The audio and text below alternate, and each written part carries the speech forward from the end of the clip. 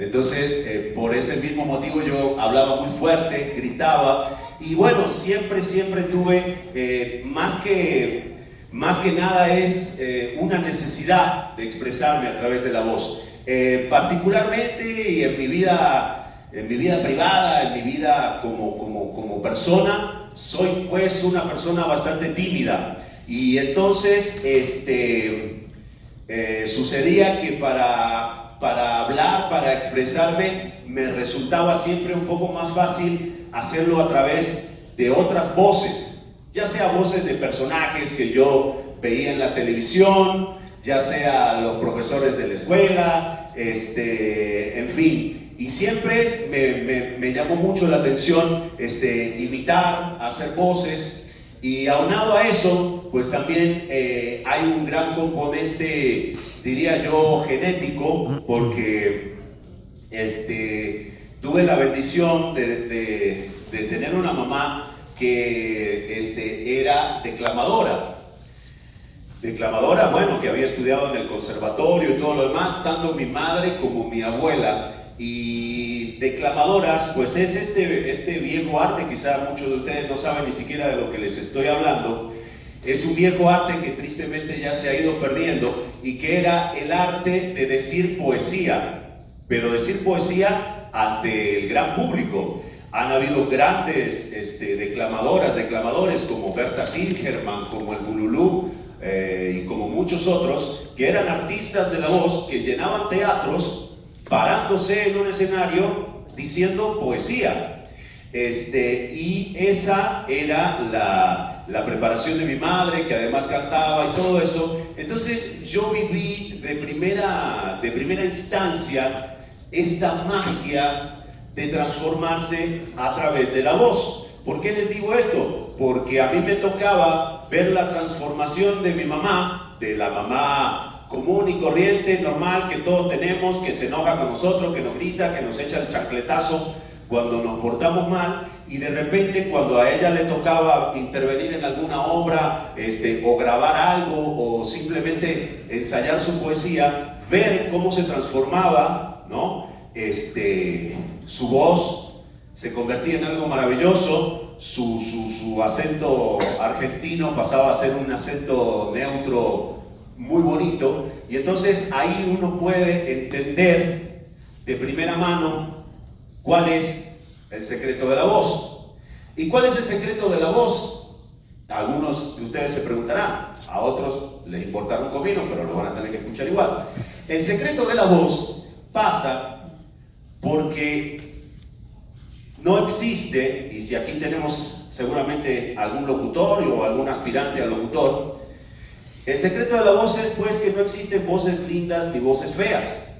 No hay voces bonitas y voces que no sean bonitas. No existe ese mito que muchas veces pasa del locutor, ¿no? Que se supone que es alguien que ya nace con una voz así como superdotada, ¿no? Y que se supone que el locutor, ¿no? Llega a la tiendita y ya te tiene que decir, hola, ¿me das una Coca-Cola, por favor?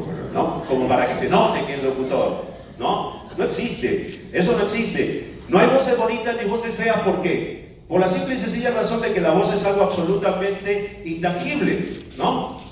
No tiene peso, no tiene volumen, no tiene color. Nosotros como seres humanos no tenemos prácticamente parámetros para poder decir que esta voz es bonita o no es bonita. ¿Están de acuerdo? Entonces, ¿qué pasa? Yo era un poco de la época de este mito, ¿no? En donde se suponía que el locutor era alguien que ya nacía con una voz así como de superdotado, y que fuera lo que fuera que estuvieras haciendo en tu vida, ya se tenía que notar que eras locutor, ¿no? Y todos los hombres tenían que hablar así con una voz engolada, y las locutoras de radio era como que todo el tiempo tenían que estar al borde del orgasmo, si no, no, y era una cosa un poco extraña, ¿no?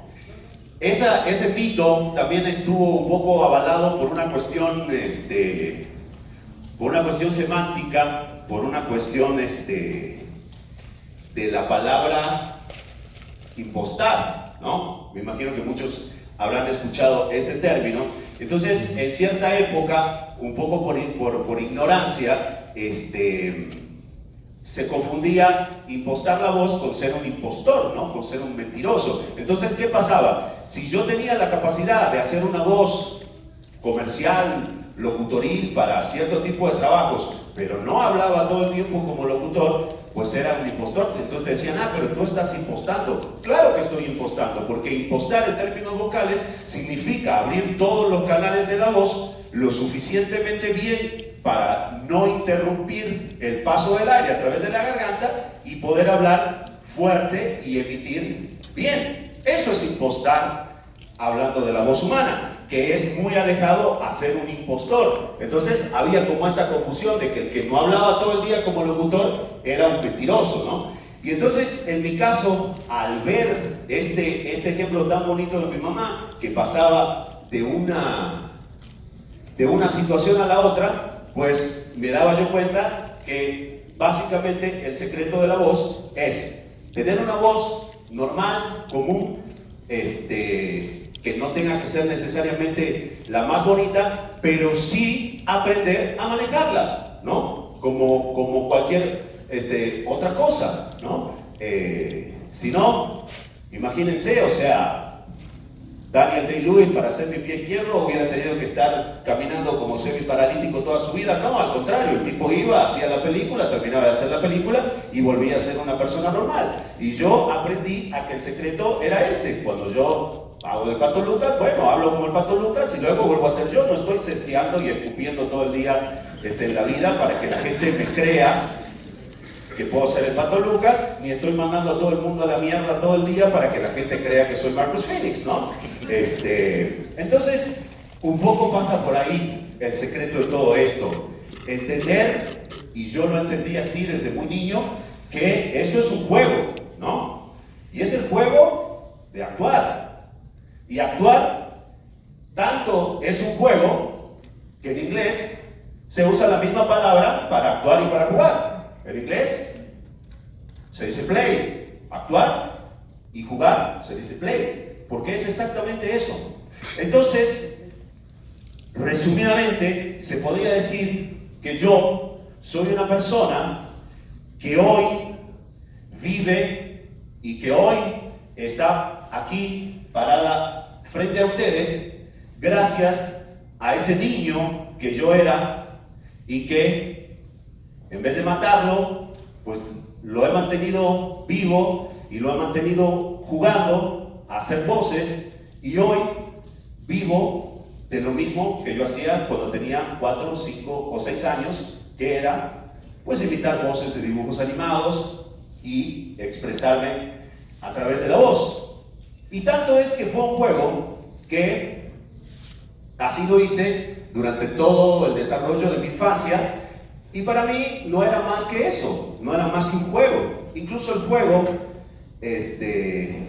tiene tanto que ver con la voz, que en el caso, por ejemplo, de Argentina, era muy chistoso. No sé si aquí en Costa Rica pasa lo mismo, probablemente sí, pero nosotros en Argentina, cuando éramos niños, por ahí la gente me pregunta, pero ¿cómo usted hace para hablar en neutro y que no se le note lo argentino? Es que nosotros ya jugábamos en neutro, ¿no? Salíamos a la calle, che, ¿cómo andás? ¿Qué vamos a hacer? Y bueno, dale, vamos a jugar a policías y ladrones. E inmediatamente el niño, oye, amigo, tú eres el policía, yo sé que cuando jugás en neutro, ¿no? Entonces, tiene que ver con esa facilidad y esa capacidad que tiene un niño de poder convertirse en otro y luego vuelve a ser el mismo, ¿no? Es esa seguridad que tiene el niño de saber quién es, y esa falta de necesidad de tener que mostrar quizá una imagen más falsa o más distorsionada, o que sea una imagen que a lo mejor a los otros les resulte más aceptable. Y eso es lo que lamentablemente va pasando cuando nos vamos convirtiendo en adultos, ¿no? Vamos buscando una versión que no necesariamente sea la que yo soy, sino es una versión que sea más aceptada por la gente. Entonces, así lo hice yo cuando era niño, jugando, y la verdad que no pensaba que eso se podía llegar a convertir en un oficio. Para mí era lo más natural del mundo. Y, sin embargo, bueno, no era tan fácil, porque el contexto del que yo vengo, pues es un contexto que no era tan favorable para alguien que soñaba con hacer cosas en los medios, en el cine, en la televisión, en la radio. Imagínense que yo vengo de Argentina, soy argentino, perdónenme, la última vez que lo hago, no volverá a suceder. Estaba yo muy chiquito, no lo pude evitar, pero soy de una provincia muy pequeñita que se llama Jujuy, que queda al norte, limita con Bolivia y limita con Chile. Y en mi país, pues tristemente, cuanto más lejos estás de Buenos Aires, pues más olvidado de la mano de Dios, ¿no?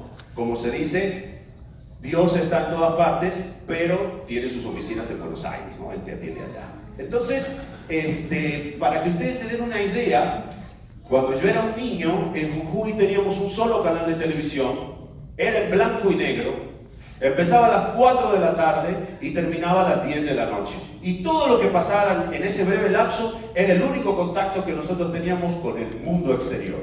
Y una sola estación de radio.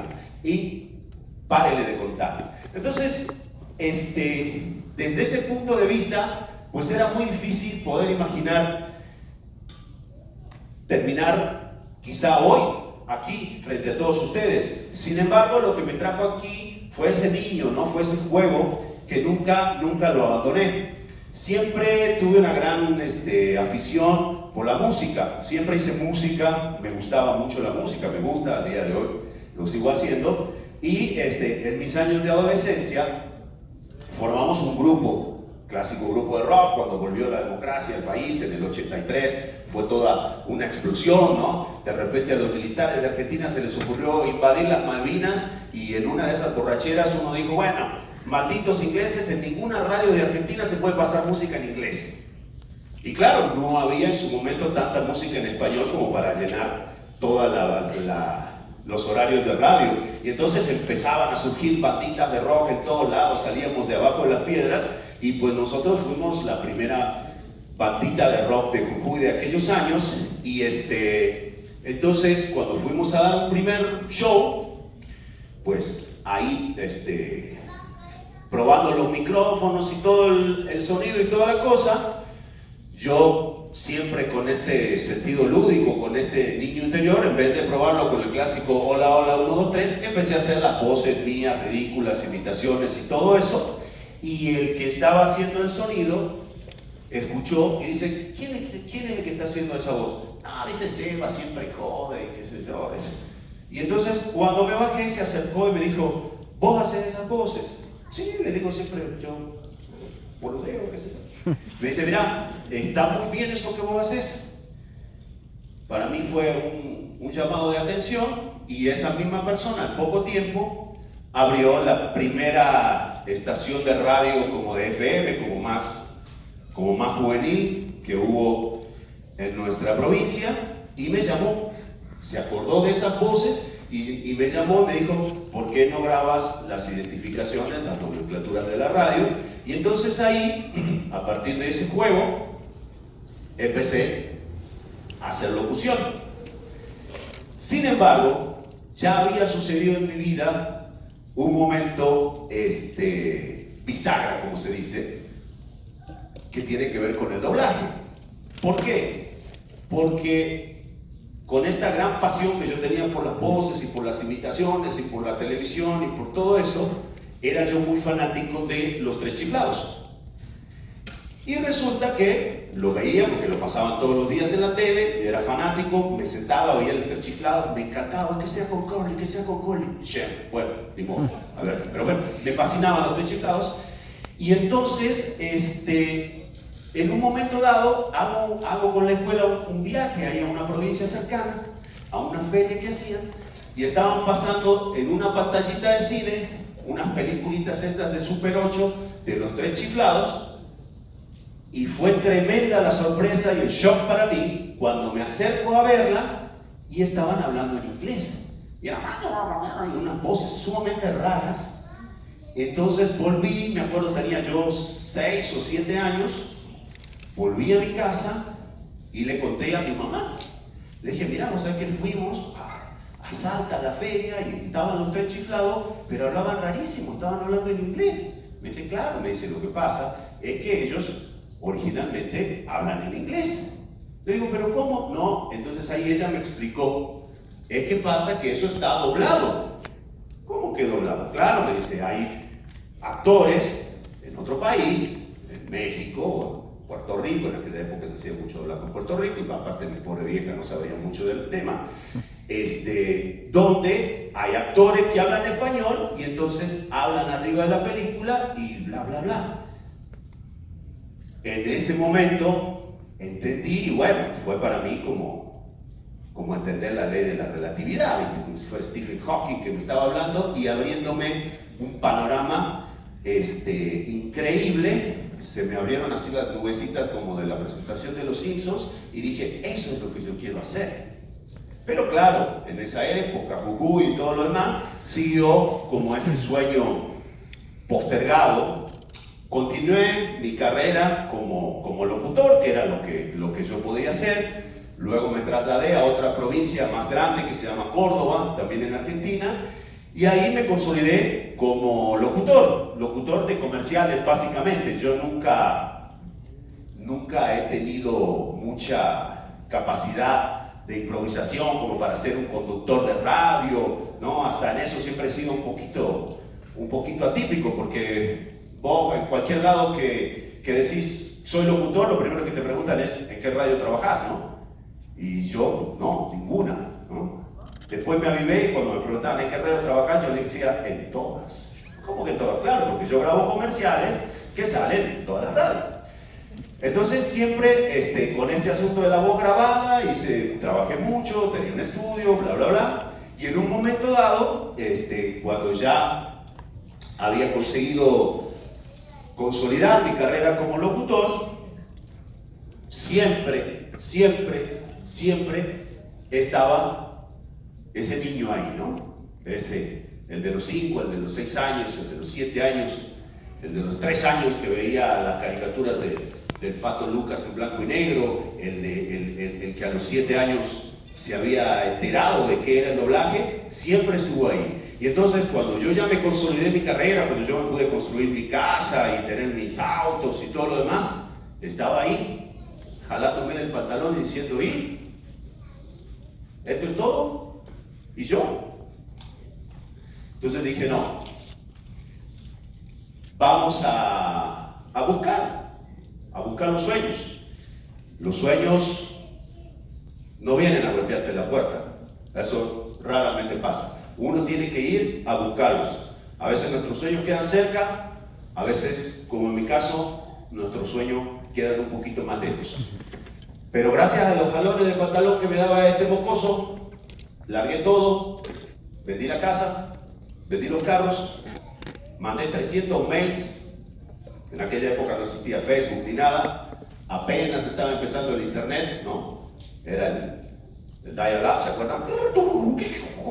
Te conectabas, para los más chicos no saben, pero en esa época o hablabas por teléfono o navegabas en internet. Y mandé 300 mails a diferentes estudios de grabación, casas de doblaje, agencias de publicidad, y de los 300 mails me contestaron 1 o 2 como mucho, ¿no? Bueno, de los 2 o 3 que me contestaron, 2 eran muchas gracias por participar, y 1 me dijo, mira, lo que vos hacés está interesante, qué sé yo, y con esa sola referencia armé la maleta y me fui para México. Por supuesto, el primer objetivo cuando yo fui a México, pues era tratar de darle continuidad a mi trabajo como locutor, que era lo que yo sabía hacer. Y, por supuesto, con el objetivo de aprender doblaje, ya que México, como ustedes sabrán, es un poco la meca del doblaje, donde se hace el mejor doblaje del mundo, y el más tradicional, el que todos estamos acostumbrados a escuchar desde hace ya muchos años. Entonces, llegué, y fíjense que un buen presagio fue que lo primero que empecé a hacer, para lo primero que me empezaron a contratar, fue para trailers de película, y en particular trailers de películas de terror. Y así empecé yo, ¿no? Freddy contra Jason, la batalla continúa solo en cines. O Troya, o Matrix recargado, estreno 10 18 de noviembre, todas sus sagas. Y entonces dije, bueno, ya estoy por el lado del cine, ¿no? Y paralelamente a eso, empecé a aprender el doblaje. En aquella época todavía no había esa glamorización del doblaje que hay hoy en día, donde pues a mucha gente le gusta el doblaje y le interesa, y yo recibo todos los días mails y mensajes de gente que me dice, maestro, yo quiero hacer doblaje, ¿cómo puedo? Y bla, bla, bla, bla, bla, bla. No era para nada popular el doblaje, ni siquiera nosotros conocíamos los nombres de los actores de doblaje. Y cuando fui a México, la manera de aprender, no había cursos, no había nada, era una modalidad muy bonita que lamentablemente ya se ha ido perdiendo, que era la modalidad de hacer sala. ¿Y qué era hacer sala? Hacer sala era que lo que nos interesaba el doblaje, íbamos, golpeábamos la puerta de los estudios o las casas de doblaje, y entonces le decíamos, mire, a mí me interesa hacer esto. Entonces te decía, bueno, pase aquí al estudio. En el estudio siempre estaba el atril del actor con su micrófono, la pantallita de la tele, el director sentado aquí en un escritorito al lado, y a un costadito había 2 o 3 sillas. Entonces ahí nos dejaban sentarnos calladitos a los que éramos los aspirantes, ¿no? Entonces vos te sentabas ahí y mirabas y escuchabas y veías cómo trabajaba el actor, cómo lo dirigía el director, y te ibas empapando. ¿Qué pasaba? A medida que el director veía que vos te tomabas el tiempo de ir todos los días, 1 hora, media hora, 2 horas, y volvías al otro día, y volvías al otro día, decía, bueno, por lo menos a este tipo le interesa. Entonces, luego de un tiempo, entre que salía un actor y entraba el otro, te decía, bueno, vení, parate frente al micrófono, haceme a tal personajito. Generalmente pues era el taxista, ¿no? ¿A dónde lo llevo, señor? O el mesero, ¿qué va a tomar? 3, 4 palabras. Pero claro, para alguien que tenía ese sueño, cada una de esas palabritas o cada uno de esos looks, como se llama en la jerga mexicana del doblaje, pues me sabían a gloria.